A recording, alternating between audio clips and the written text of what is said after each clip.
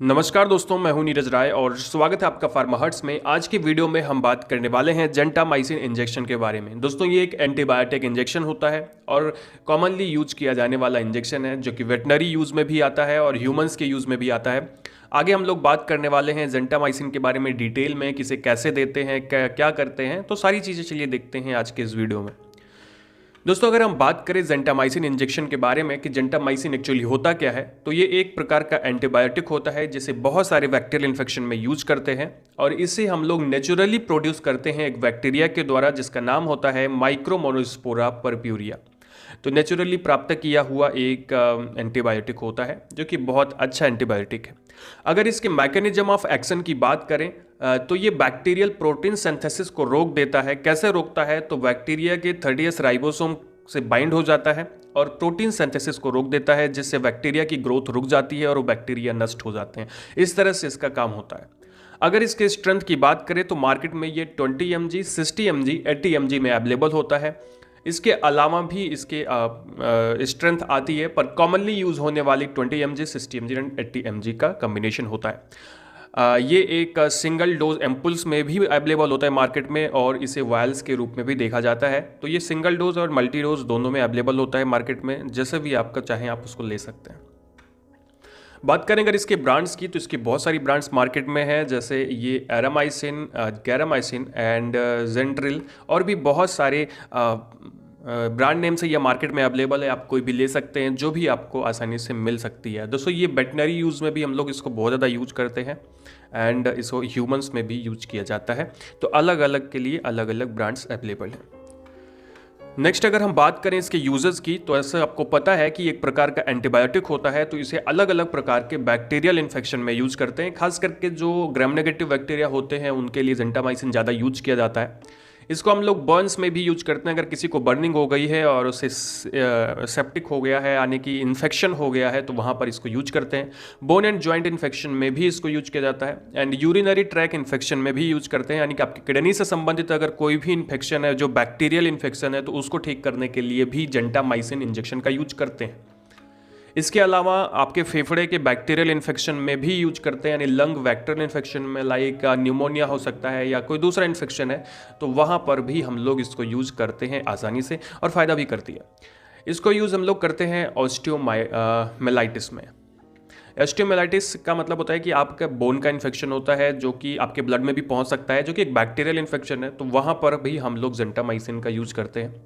Septicaemia में इसका use करते हैं, यानी कि अगर किसी को सेप्टिक हो गया है, यानी कि उसके ब्लड में आपका बैक्टीरियल इन्फेक्शन हो गया है, वहाँ पर भी जेंटामाइसिन का यूज किया जा सकता है। एंड मिडिल ईयर इन्फेक्शन में भी अगर वो बैक्टीरियल इन्फेक्शन है तो इसका यूज करते हैं। एंड मस्तिष्क ज्वर में भी इसका यूज करते हैं, यानी कि मेनिंजाइटिस अगर ग्राम नेगेटिव बैसिली बैक्टीरिया के द्वारा हुआ है तो वहाँ पर भी जेंटामाइसिन का यूज किया जाता है उसको ठीक करने के लिए।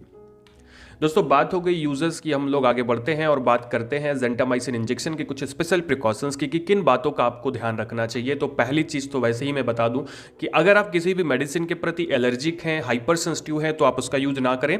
यानी कि जेंटामाइसिन इंजेक्शन के प्रति अगर आप एलर्जिक हैं, हाइपर सेंसिटिव हैं, तो आप इसका यूज ना करें, या कोई भी मेडिसिन के प्रति हैं तो उसको यूज ना करें। एंड कुछ बीमारियां ऐसी हैं जहां पर ये मेडिसिन कॉन्ट्राइंडिकेटेड हो सकती है, तो आपको ध्यान देना होता है, जैसे यूरीमिया। अगर आपके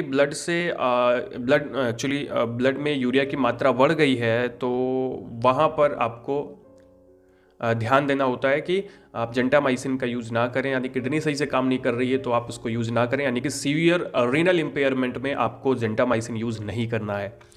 एंड प्रेगनेंसी में कॉन्ट्राइंडिकेटेड हो सकती है बट नीडेड, अगर आपको बहुत ज़्यादा ज़रूरी है तो आप प्रेगनेंसी में इसे यूज करवा सकते हैं, कर सकते हैं कुछ स्पेशल प्रिकॉशंस के साथ में। एंड नियोनेट्स में अगर बात करें तो इसमें ये नहीं दिया जा सकता है, उनके लिए प्रॉब्लम्स हो सकती हैं। तो बात हो गई कुछ स्पेशल प्रिकॉशंस की। लैक्टेशन में इस जेंटामाइसिन दिया जा सकता है तो कोई प्रॉब्लम नहीं है। नेक्स्ट, अगर हम बात करें कुछ साइड इफेक्ट की कि जेंटामाइसिन के क्या क्या साइड इफेक्ट पेशेंट में देखने को मिलते हैं, तो पहली चीज़ तो अगर साइड इफेक्ट देखा जाए तो nephrotoxicity is a major side effect of the gentamicin. कि आपकी किडनी में जो नेफ्रॉन है उसमें टॉक्सिसिटी हो सकती है अगर जेंटामाइसिन ज़्यादा यूज़ हो रहा है तो, जो कि नेफ्रोटॉक्सिसिटी कहलाती है। नेक्स्ट आपको हेडेक की शिकायत आ सकती है एंड स्किन पर रेसेस देखने को मिल सकते हैं पेशेंट में।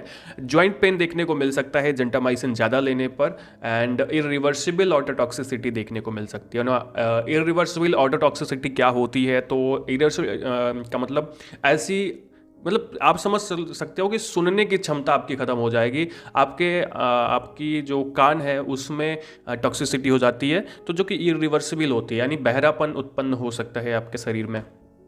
तो बात हो गई साइड इफेक्ट की, लास्ट में हम लोग बात कर लेते हैं जो कि सबसे ज़रूरी है, वो है डोज। इसकी डोज क्या देते हैं, तो अलग अलग पेशेंट में अलग अलग डोज दी जाती है एंड सीवियरिटी के अनुसार देखा जाता है कि डोज क्या दी जाएगी। पर एक कॉमन डोज की अगर हम लोग बात करें तो इसकी जो दवा होती है वो 3 से 5 मिलीग्राम पर केजी बॉडी वेट के हिसाब से दी जाती है पेशेंट में, 2 डिवाइडेड डोज में, यानी कि सुबह और शाम करीब, ठीक है, 12-12 घंटे के अंतराल पे।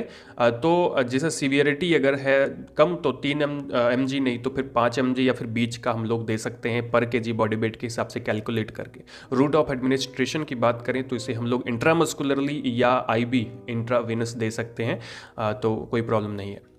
वहीं अगर टाइम ड्यूरेशन की बात करें तो 7 से 10 दिन तक पेशेंट में दिया जाता है। इसके अलावा भी डोज बढ़ाई जा सकती है अगर सीवियरिटी ज़्यादा है। और वहीं अगर हम बात करें कि अगर इसे 3 टाइम देना है 8-8 घंटे पे, यानी सुबह दोपहर शाम देना है, तो उस टाइम पे 1 mg पर केजी बॉडी वेट के हिसाब से ये दिया जाता है 3 डिवाइडेड डोज में। इसकी भी ड्यूरेशन उतनी ही होती है, करीब 7 से 10 दिन तक ये दिया जाता है। तो दोस्तों ये था आज का वीडियो जिसमें हम लोगों ने बात की जेंटामाइसिन इंजेक्शन के बारे में डिटेल में। वीडियो आपको कैसा लगा हो, अच्छा लगा हो तो चैनल को सब्सक्राइब कर दीजिएगा, कर दिया तो बहुत बहुत धन्यवाद। पूरा वीडियो देखने के लिए बहुत बहुत धन्यवाद। मिलते हैं नेक्स्ट वीडियो में। हम इंस्टाग्राम पर जरूर फॉलो करिएगा, वहाँ पर हम लोग साइड वीडियो लेकर के आते रहते हैं। अभी इस टाइम पर नहीं आ रही है पर जल्दी से आने लगेगी। Thank you.